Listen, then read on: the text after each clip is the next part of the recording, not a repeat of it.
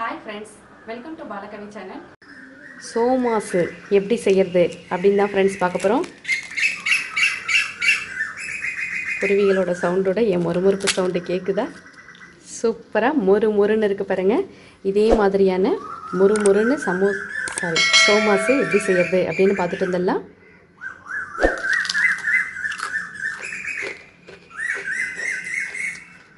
ஒரு கப் அளவு ரவா இன்னைக்கு நான் எடுத்துர்க்கேன்.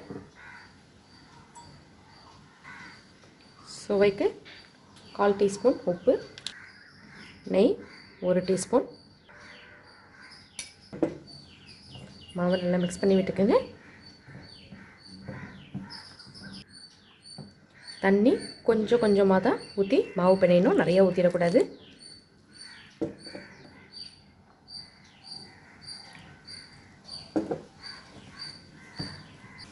மாவு வந்து நமக்கு கொஞ்சம் அழுத்தமாக தான் இருக்கணும், ஆனால் நல்ல சாஃப்டாக இருக்கணும். இதை நல்ல மாவு பிணைங்க, நல்ல சாஃப்டாகிடும். மாவு வந்து நமக்கு நல்ல ஷைனிங்காக இருக்கணும். இது பிணைய மாவை இன்னும் நீங்கள் பிணைய நல்ல ஷைனிங் கொடுக்கும். இது ஒரு சின்ன டவல் போட்டு கொஞ்சம் நேரம் ரெஸ்ட் கொடுத்துடலாம். அதுக்குள்ளே நம்ம உள்ளார வைக்க வேண்டிய பூர்ணத்தை ரெடி பண்ணிடலாம். அடுப்பில் ஒரு பேன் வச்சுக்கலாம். 1/4 கப் அளவு பொட்டுக்கடலை சேர்த்துக்கலாம். இந்த பொட்டுக்கடலையை நல்லா வறுத்து எடுத்துக்கலாம். கொஞ்சமாக சூடு பண்ணி பொட்டுக்கடலையை நம்ம லைட்டாக ஹீட் பண்ணி எடுத்துக்கிட்டாச்சு. இதை ஒரு பாத்திரத்தில் மாற்றிக்கலாம். இது கொஞ்சம் ஆறட்டும். ஆறினோடனே ரொம்ப பொடி பண்ணாமல் ஒன்றும் பாதியமாக இதை மிக்சியில் பொடி பண்ணி எடுத்துக்கலாம். தேங்காய் ஒரு 1/4 கப் அளவு சேர்த்துக்கிறேன். ஒரு 1/2 டீஸ்பூன் நெய். தேங்காயை நல்லா ஹீட் பண்ணிக்கலாம். தண்ணியே இருக்கக்கூடாது. தேங்காயில் நல்லா நெய்யில் வறுத்து எடுத்துக்கலாம். நல்லா வறுத்தாச்சு. உங்களுக்கு ரவா இந்த பூர்ணத்தோட பிடிக்கும் இஷ்டம்னா நீங்கள் ரவாவும் கொஞ்சம் நெய்யில் வறுத்து எடுத்துக்கலாம். இப்போ அடுப்பு ஆஃப் பண்ணிடலாம். இந்த ஆறின பொட்டுக்கலையை ஒன்றும் பாதியாக பொடி பண்ணி எடுத்துகிட்டு வந்துக்கலாம். ஒன்றும் பாதியமாக பொடி பண்ணியாச்சு. அதை இந்த தேங்காயோடு சேர்த்துக்கலாம். 1/2 கப் அளவு சர்க்கரை பொடி பண்ணி எடுத்துக்கிட்டேன், அதையும் இதோட சேர்த்துக்கலாம். பூரணம் நம்மளோட ஸ்வீட்டுக்காக எல்லாத்தையும் நல்லா மிக்ஸ் பண்ணி விட்டுக்கலாம். இதுதான் நமக்கு பூரணம். தேங்காய், சர்க்கரை, பொட்டுக்கடலை, 1/4 டீஸ்பூன் ஏலக்காய் சேர்த்துக்கலாம். இப்போ பூர்ணம் ரெடி ஆகிடுச்சு. மாவு நம்ம இந்த பூர்ணம் ரெடி பண்ணுறதுக்குள்ளே ஊறிடுச்சு. இப்போ மாவு நம்ம தட்ட ஆரம்பிக்கலாம்.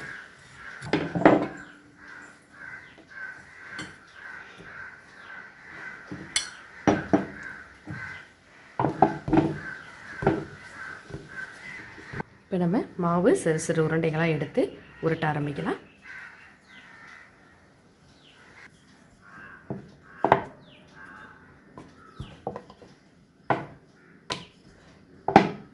சோமாஸில் ரொம்ப முக்கியமான டிப்ஸே என்னென்னா, நீங்கள் இந்த தட்டுறது மெல்லிசாக தான் தட்டணும்.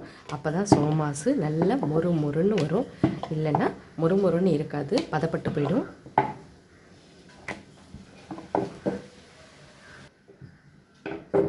இப்போ ஒரு கிண்ணம் வச்சு நான் சர்க்கிள் பண்ணிக்கிறேன்.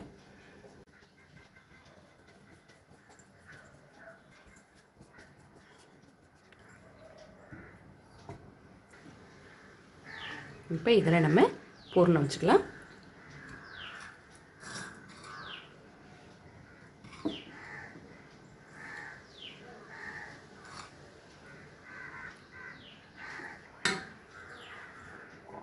சென்டராக வச்சுக்கோங்க. இப்போ இதை எடுத்து இப்படி மடித்து விடுங்க. நம்ம எப்படி கொழுக்கட்டைக்கு பூர்ண கொழுக்கட்டைக்கு செய்வோமோ அதே மாதிரி தான்.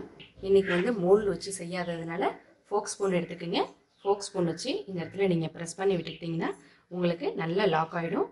லாக் ஆகிடுச்சுன்னா நம்ம வெளியில் வராது பூர்ணம் நமக்கு.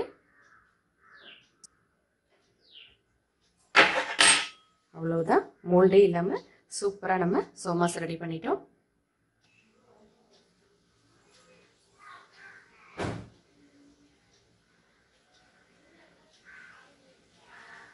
குறைவான தீயில வச்சு போட்டு எடுக்கணும். இது ரொம்ப முக்கியமானது. பரட்டி விடுங்க.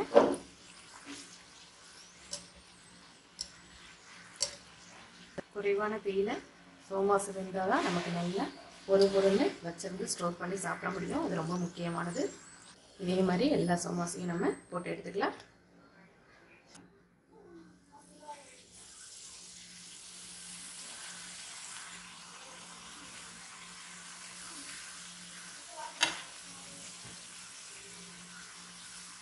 நீங்களும் செஞ்சு ட்ரை பண்ணி பாருங்கள். ட்ரை பண்ணி பார்த்துட்டு உங்களோட கமெண்ட்ஸ் ஃபீட்பேக்ஸை என்கிட்ட ஷேர் பண்ணிங்க ஃப்ரெண்ட்ஸ். புதுசாக இந்த சேனலை பார்க்குறீங்கன்னா மறக்காமல் சப்ஸ்கிரைப் பண்ணிவிட்டு பக்கத்தில் உள்ள பெல் பட்டனை ப்ரெஸ் பண்ணிங்க. நான் தினம் போகிற வீடியோஸ் எல்லாமே உங்களுக்கு நோட்டிஃபிகேஷனாக வந்துடும். உங்களுக்கு இந்த வீடியோ பிடிச்சிருந்தா லைக் பண்ணுங்கள், ஃப்ரெண்ட்ஸுக்கு ஷேர் பண்ணுங்கள். தேங்க்யூ ஃபார் வாட்சிங்.